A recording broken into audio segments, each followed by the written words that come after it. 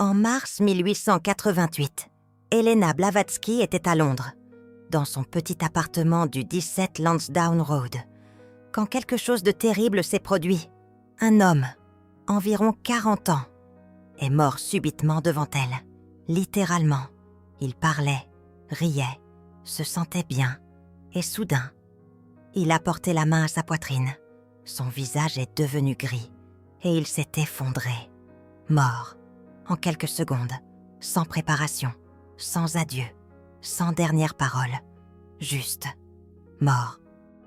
Les gens présents ont paniqué, ont appelé un médecin, ont essayé de le ranimer. Mais Helena, elle, n'a pas bougé, car elle voyait quelque chose que les autres ne pouvaient pas voir. Elle voyait son âme sortant de son corps, complètement désorientée, terrifiée, paniquée, ne comprenant pas ce qui se passait. Et ce qu'Helena a vu dans les minutes qui ont suivi, ce que l'âme de cet homme a vécu, était absolument terrifiant. Plus tard ce soir-là, Kuthumi est apparu à Helena et il lui a révélé quelque chose de choquant, quelque chose que très peu de gens savent, sur la mort subite, sur ce qui arrive aux âmes qui meurent soudainement, sans préparation, sans avertissement. Et cette vérité va vous bouleverser. Dans cette vidéo, je vais vous révéler exactement ce que Helena Blavatsky a découvert sur la mort subite, les 3 types de morts soudaines, ce qui arrive à l'âme dans les premières minutes, les 7 dangers que ces âmes affrontent.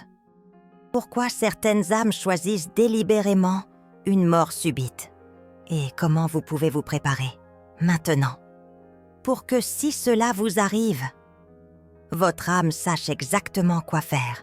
Mais je dois vous avertir, cette vérité est difficile parce qu'elle révèle que la mort subite, contrairement à ce que beaucoup croient, n'est pas toujours une bénédiction. Parfois, c'est le contraire, un piège, une tragédie spirituelle. Si vous êtes prête à connaître cette vérité, restez jusqu'au bout. Ce que Helena a vu ce jour-là. L'homme qui est mort devant Helena s'appelait William Thompson. Il avait 42 ans, marié, 3 enfants, homme d'affaires prospère, en bonne santé apparente. Il était venu voir Helena par curiosité, pas par conviction, juste pour voir, pour discuter, pour comprendre ce dont tout le monde parlait. Ils étaient dans le salon, avec 4 autres personnes, discutant de réincarnation, de karma, de vie après la mort. William argumentait, sceptique, souriant, pensant que tout cela n'était que des histoires. Et soudain, en plein milieu d'une phrase, il s'est arrêté, a regardé Helena avec des yeux écarquillés, a porté sa main à sa poitrine et est tombé. Crise cardiaque massive, mort instantanée. Mais ce que les autres ne voyaient pas, ce que seule Helena voyait, c'était son âme, au moment exact où son cœur s'est arrêté. Helena a vu une lumière grisâtre sortir de son corps, prenant lentement forme, devenant une réplique exacte de William. Mais éthérée, translucide. Le corps astral de William se tenait là, à côté de son corps physique effondré, regardant autour de lui, confus. Et Helena l'a entendu, pas avec ses oreilles physiques, mais avec son ouïe astrale. Elle l'a entendu crier. « Qu'est-ce qui se passe? Pourquoi personne ne me regarde? Pourquoi il s'occupe de mon corps?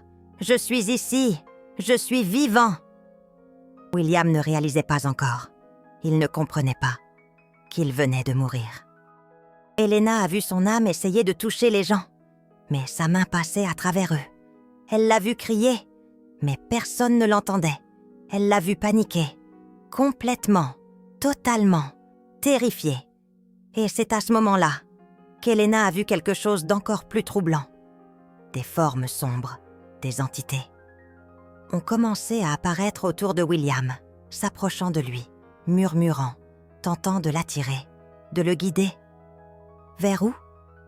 Helena ne savait pas, mais elle sentait que ce n'était pas bon. William, dans sa panique, dans sa confusion, était sur le point de les suivre, quand soudain, une lumière dorée est apparue et une voix puissante a résonné. Non, pas celui-là. C'était Kut-Umi, en forme astrale. Il s'est placé entre William et les entités sombres. Et d'un geste de la main, il les a dispersés. Puis, il s'est tourné vers William. Et avec une compassion infinie, il a dit « William, tu viens de mourir. Ton corps physique est terminé. Mais toi, ton âme, continue. Regarde. » Et il a montré à William son propre corps, étendu au sol, les gens essayant de le ranimer.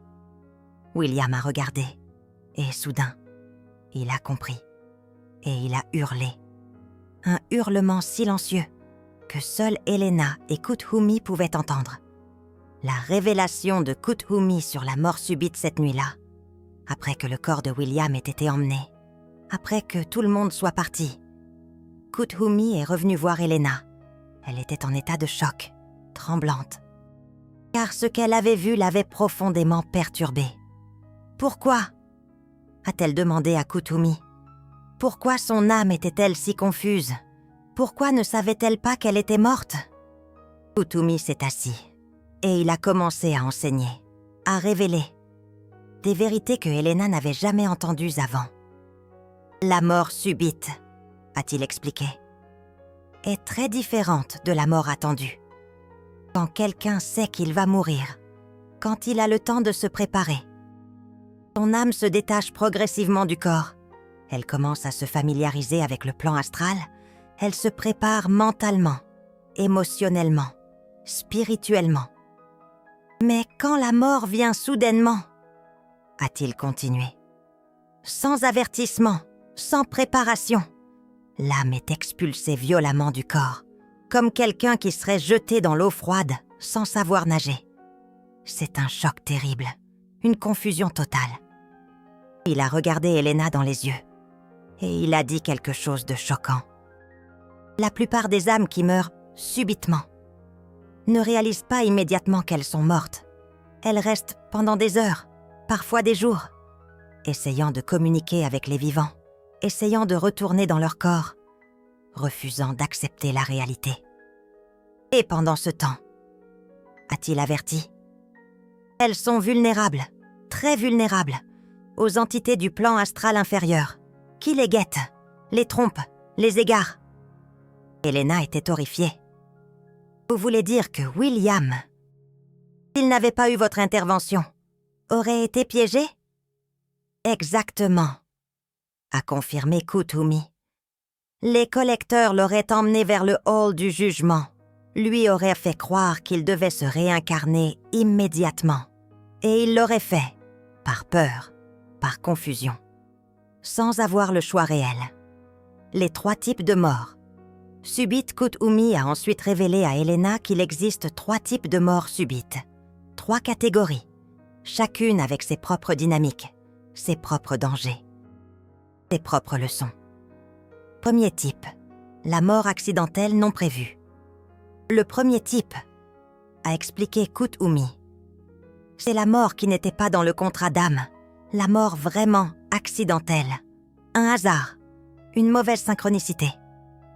Par exemple, a-t-il continué, quelqu'un qui meurt dans un accident de voiture causé par l'erreur d'un autre, ou qui est au mauvais endroit, au mauvais moment, lors d'un effondrement de bâtiment, ou qui est tué par une maladie soudaine, non prévue.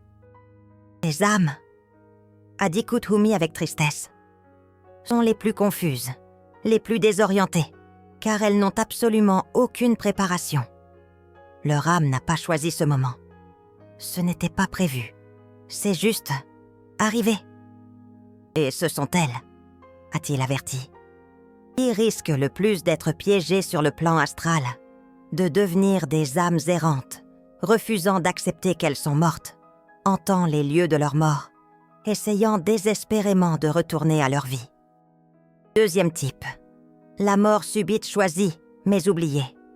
Le deuxième type, a révélé Kut-Umi, c'est la mort que l'âme a choisie avant de naître, mais qu'elle a oubliée. Certaines âmes, a-t-il expliqué, choisissent délibérément une mort subite, pour différentes raisons. Parfois pour épargner à leur famille des années de souffrance à les voir décliner. Parfois pour créer un choc qui réveillera certaines personnes. Parfois pour terminer rapidement une incarnation difficile. Mais, a-t-il continué, à cause du voile de l'oubli, quand la mort arrive, l'âme ne se souvient pas qu'elle l'a choisi. Alors elle réagit avec surprise, avec confusion, même si, au niveau profond, elle savait.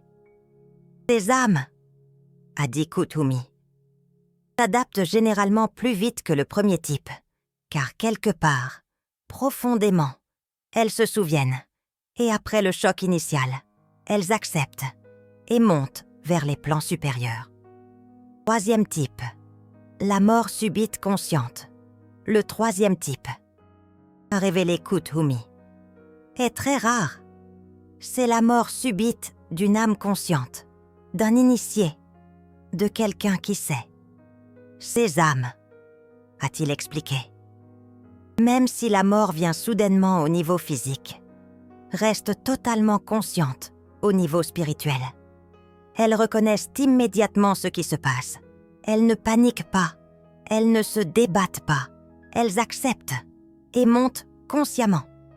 Pour ces âmes, a dit Kuthumi avec révérence, la mort subite n'est pas un problème. C'est juste une transition rapide, une sortie propre, sans longue agonie, sans déclin. Mais, a-t-il averti, ces âmes représentent moins de 1% des morts subites. La vaste majorité tombe dans les 2 premières catégories. Les 7 dangers de la mort subite. Kuthumi a ensuite révélé à Elena les 7 dangers spécifiques que les âmes affrontent lors d'une mort subite. Premier danger, le refus de la réalité. Le premier danger, a dit Kuthumi, c'est que l'âme refuse d'accepter qu'elle est morte. Elle reste attachée au plan physique, essayant de communiquer avec les vivants, essayant de retourner dans son corps, refusant de partir. Ces âmes, a-t-il expliqué, peuvent rester coincées pendant des années, des décennies même, devenant ce que les gens appellent des fantômes, des esprits errants. Elles ne sont pas mauvaises, juste perdues, confuses, incapables d'accepter la vérité. Deuxième danger, l'attachement aux proches. Le deuxième danger, a continué Kuthumi, c'est l'attachement intense aux proches. L'âme qui vient de mourir subitement ne peut pas supporter l'idée de laisser ses enfants, son conjoint, ses parents. Alors elle reste, a-t-il dit, près d'eux, essayant de les protéger, de les guider, de les réconforter, mais sans pouvoir vraiment communiquer. Et cet attachement l'empêche de monter vers les plans supérieurs, où elle pourrait vraiment guérir et vraiment aider depuis un niveau plus élevé. Troisième danger, les collecteurs. Le troisième danger, a averti Kuthumi. Ce sont les collecteurs, ces entités du plan astral inférieur, qui se déguisent en guides, en anges, même en proches décédés.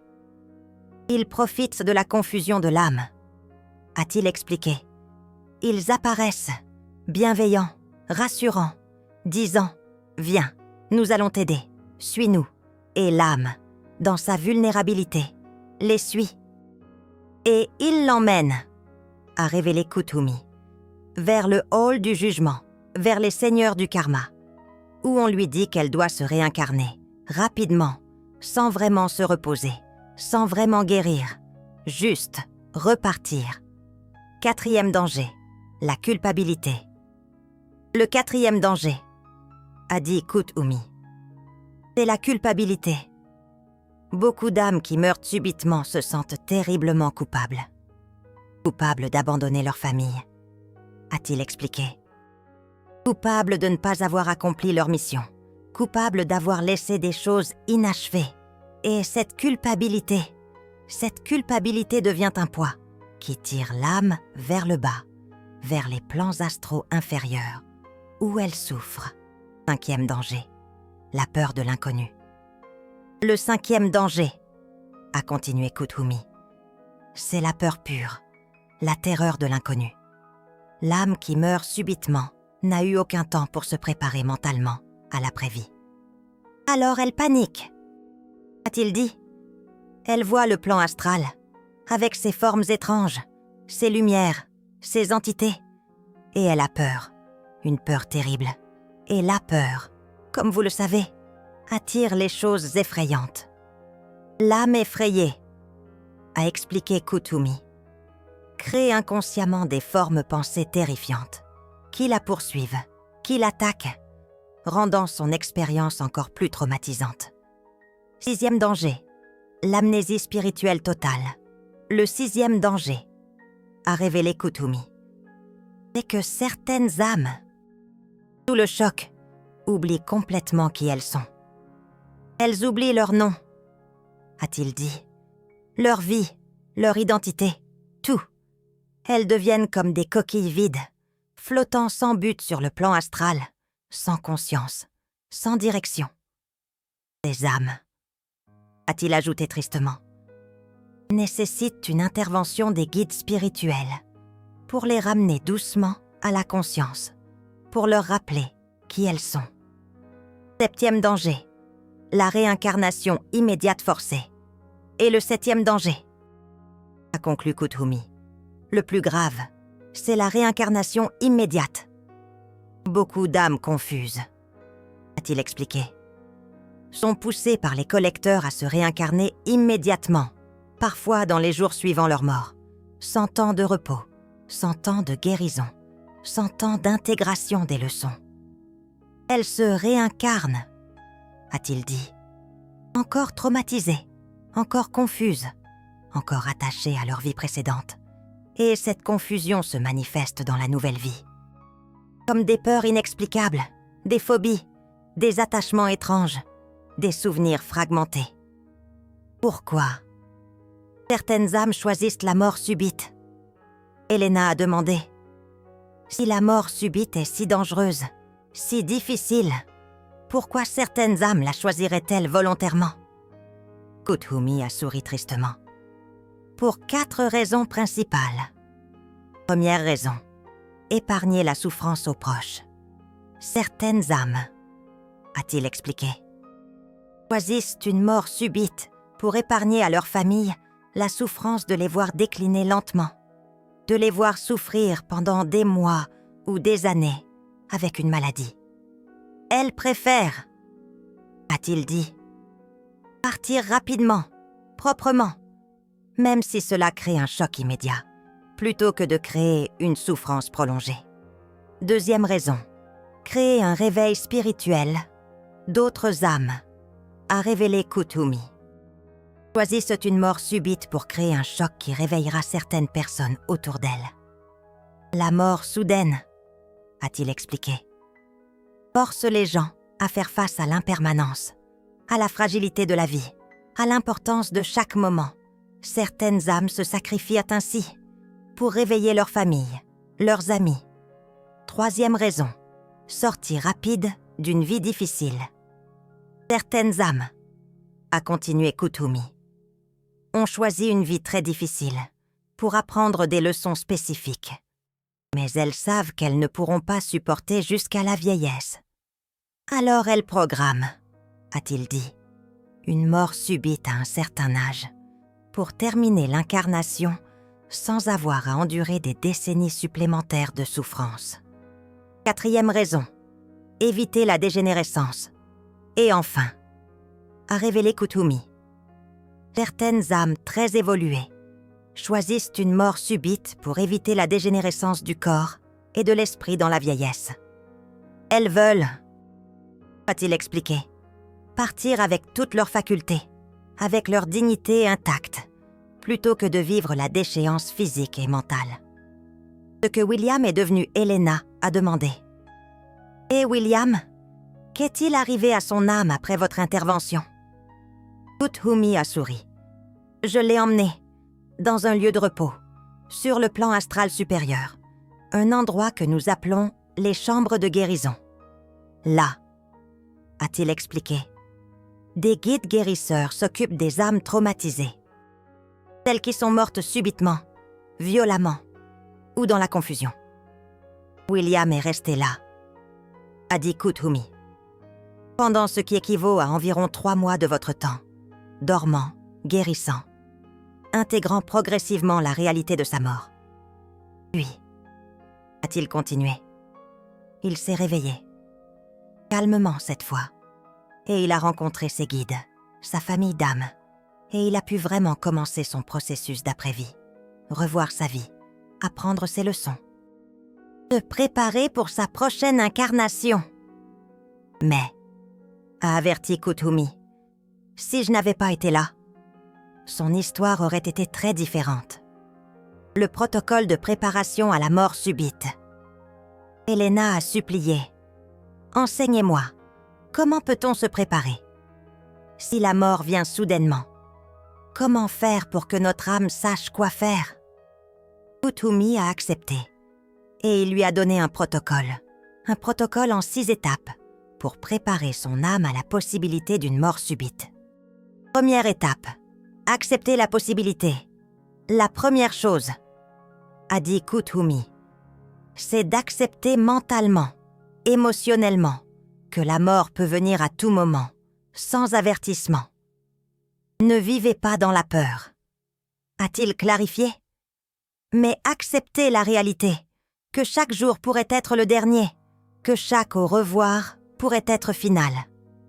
Cette acceptance, a-t-il expliqué, crée une préparation subconsciente qui aide l'âme à rester plus calme si la mort vient soudainement. Deuxième étape, méditer sur la transition, chaque soir avant de dormir, a instruit Kuthumi. Passez quelques minutes à méditer sur le processus de mort. Visualisez, a-t-il dit, votre âme se séparant calmement de votre corps, reconnaissant immédiatement ce qui se passe, restant consciente, paisible, acceptant. Répétez mentalement, a-t-il ordonné. Si je meurs subitement, je reste calme. Je reconnais immédiatement que je suis morte. Je n'ai pas peur. Je monte vers la lumière dorée. Cette répétition, a-t-il promis, programme votre âme. Au moment de la mort, elle se souviendra et agira automatiquement. Troisième étape, mémoriser les signes de la mort. Mémorisez, a dit Kuthumi, les 3 signes immédiats que vous venez de mourir. Premier signe, a-t-il énuméré.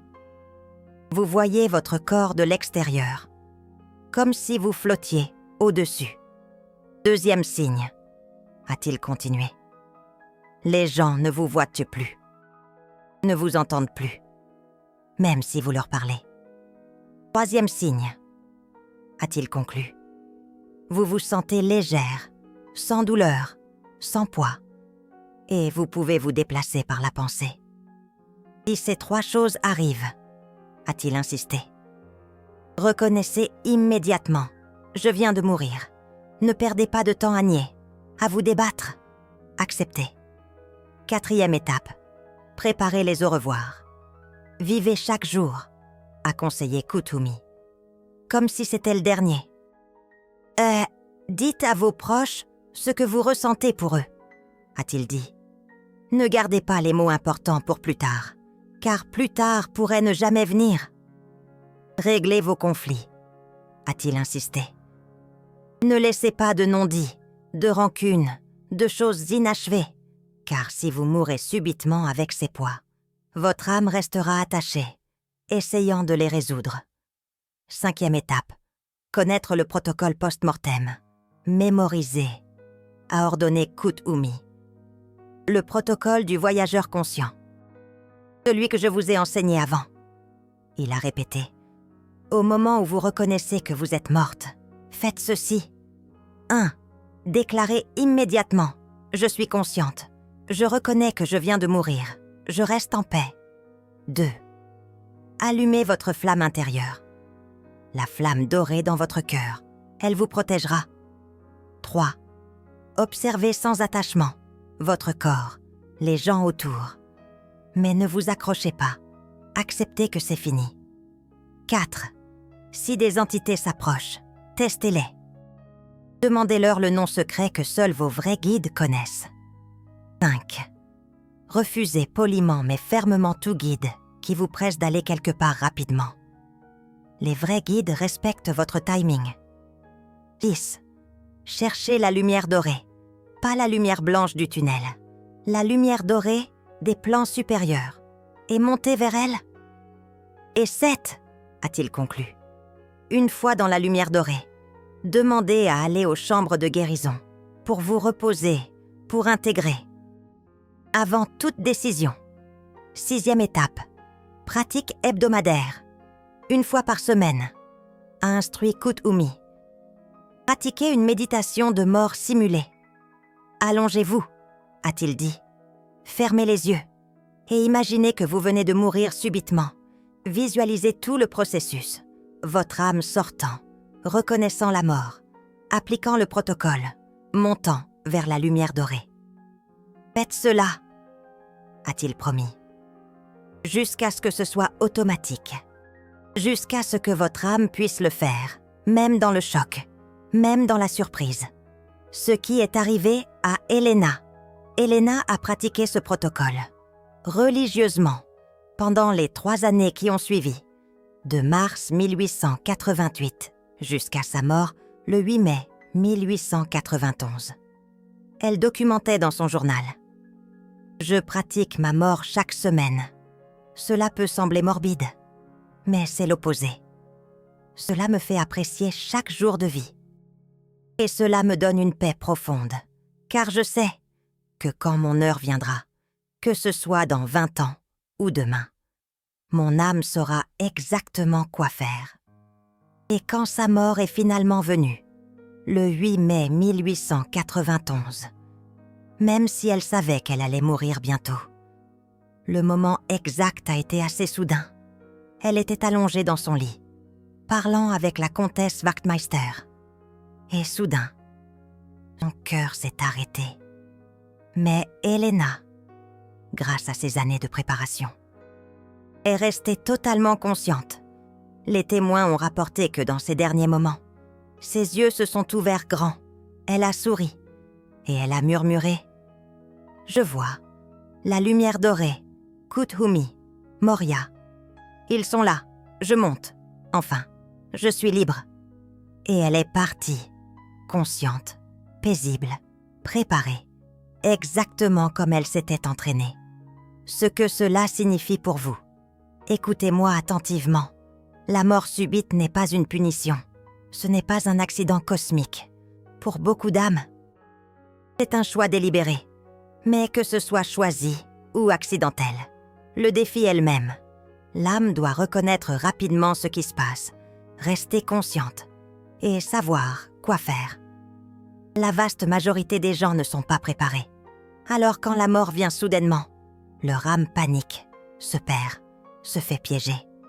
Mais vous, maintenant, vous savez les dangers, vous connaissez le protocole, vous avez les outils.